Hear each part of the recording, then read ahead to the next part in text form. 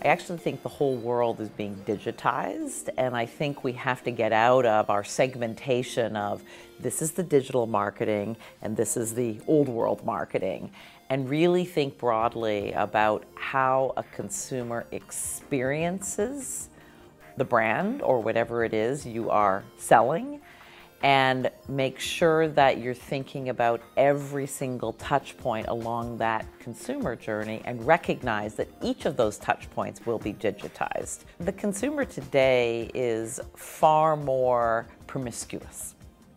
They're far more interested in trying new things.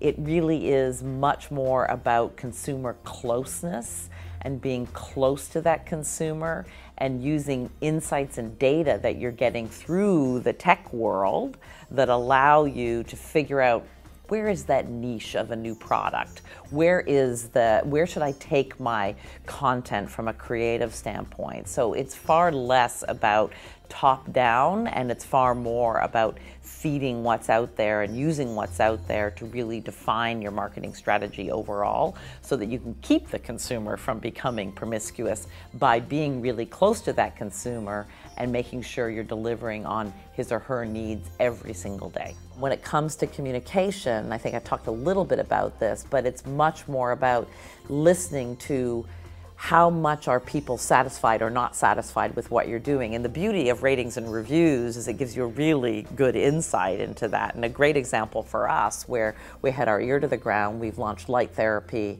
under the Neutrogena brand around the world. And it's a new way to either do tone if you're in Asia, or acne in the rest of the world. And we learned very quickly we weren't getting as high ratings and reviews, and we knew that this product was clinically proven to reduce acne, to improve tone, and we couldn't understand. And as we started reading the ratings and reviews, after about a week we figured out that people were having trouble getting the plug into the applicator. And that meant that they were dissatisfied because when they were pressing on, it wasn't working.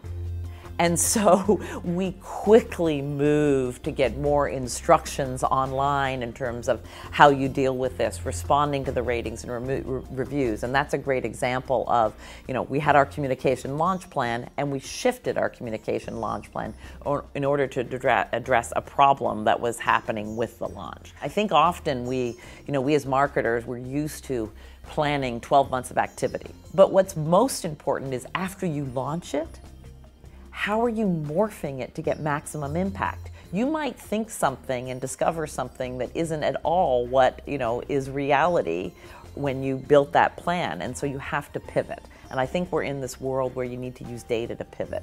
I think that the use of programmatic media has been brilliant for us because it really does allow us to precision target like never before. So we're bringing them along the journey and using data the whole time to basically precision market, true personalized market, but doing it at scale. And that's the beauty of what data provides us. We use a lot of social data for measuring engagement.